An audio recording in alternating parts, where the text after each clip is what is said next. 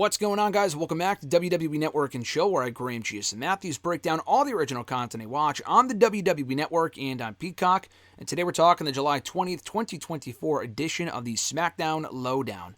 A bit of a different setup this week. We have Megan Morant with Sam Roberts, the Raw Talk crew. Usually it's Scott Stanford with Megan Morant. For whatever reason, Scott wasn't on the show, so Sam Roberts was filling in for Scott. Not sure if it's a one-week thing or the new permanent, duo for the show. I don't know. I don't think they acknowledged Scott Stanford not being there either, unless I missed it. But they open up the episode replaying the ending to SmackDown that saw the Bloodline lay out Cody Rhodes and Kevin Owens following their tag team win over at A-Town Down Under. Sam Roberts calls it carnage and says that Cody no longer has any backup, no longer any friends to back him up against the Bloodline, and he has to go at it alone at SummerSlam. They replay the LA Knight, Logan Paul United States Championship segment, making their match official for SummerSlam. We hear from LA Knight afterward, no interview, or just Knight talking to a camera. And Knight says that he's done this story before with Escobar, saying, Escobar said on SmackDown on Friday, "Oh, you didn't pin me, it was a triple threat match, blah, blah, blah." And I forgot about what Knight was talking about, where he was like, "Oh yeah, we've done the same song and dance before." And what he's referring to is, even he's acknowledging that Triple H is repeating the same booking stuff from a couple of months ago, where there was a triple threat. And I think it was a triple threat match coming out of Mania, where the winners of the two triple threats would face each other, and the winner of that match would face Cody Rhodes at Backlash. So Knight beat Bobby and Escobar in a triple threat match. I think he pinned Escobar specifically in that match. Maybe Escobar wasn't pinned, I don't remember. But Escobar was in that match. He complained that he wasn't beaten. Knight went on to beat Escobar in a singles match a couple of weeks later in a qualifying match for King of the Ring or whatever it was. So they actually have done the same song and dance before, so he's not wrong when he says that, and I assume next week is no exception. Knight says that he is, he admits that it's not smart to wrestle before SummerSlam, albeit not a day, it's, 8 days, but still probably not overly wise to be wrestling before then, but he will be leaving SummerSlam as United States Champion, he vows. They preview Paul and Knight for the United States Championship at SummerSlam, as well as LA Knight versus Santos Escobar next week on SmackDown. We hear from A-Town Down Under coming out of the commercial break, and again, they were just interviewing themselves. There was no interviewer, so they had Byron Saxton for the last interview, so I don't really know why they didn't have one for the LA Knight skit or the LA Knight promo, whatever, or this one. But Grayson Waller acted as the interviewer here and put on an American accent. Not doing a terrible job either. It just sounded weird because I'm so used to hearing him speaking his Australian accent.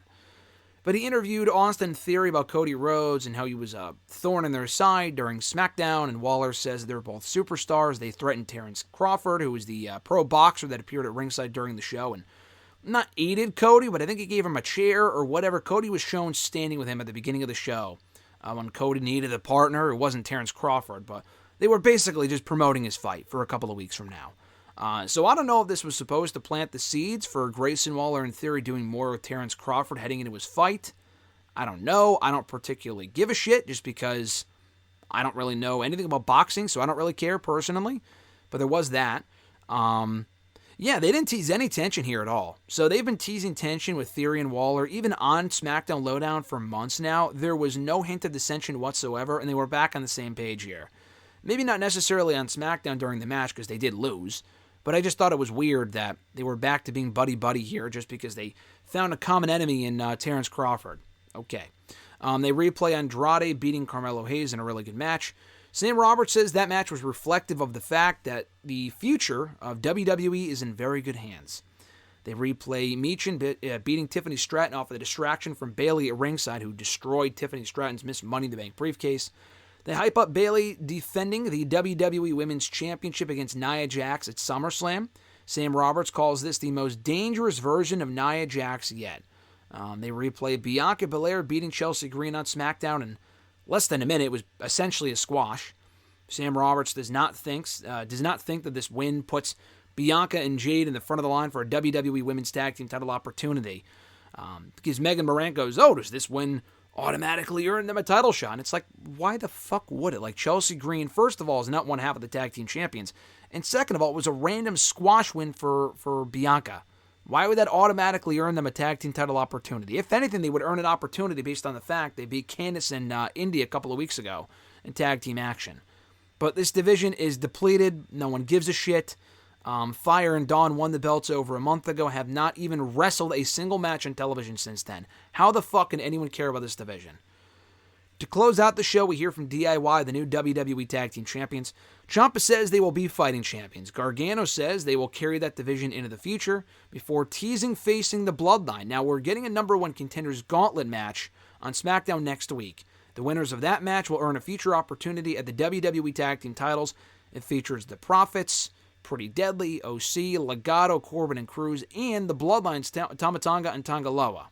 So Jacob Fatu probably attacked DIY last week for a reason. I assume Guerrillas of Destiny are winning, and that's fine and all, and I'm honestly fine with them taking the belts from DIY eventually. But the key word there is eventually. I don't think they should be beating them for the belts anytime soon, and I assume that's where we're headed, unfortunately. Sam Roberts says that DIY might be biting off more than they can chew by putting the Bloodline on notice, by targeting the Bloodline. They don't know what they're getting themselves into, is what he mentions. So that was SmackDown LowDown in a nutshell for July 20th, 2024. Again, the fact they didn't have an interviewer for the first two interviews with Knight and then Waller and Theory makes me think they might be scaling back on the interviewers appearing in these segments. They just might have the wrestlers addressing the camera since Kayla Braxton isn't there anymore and they don't want to do double duty with Jackie Redmond or Kathy Kelly, and they shouldn't have to. Byron Saxton did do the final interview, I believe, with DIY. But the other two, no one was there for those, which was interesting. So thank you guys for checking out my review of the show. I appreciate it. Be sure to like the video, drop a comment, share the video, and subscribe to the channel for more daily content. Have an awesome one, folks. I'm Graham G. Matthews, and I'll catch your ass down the road.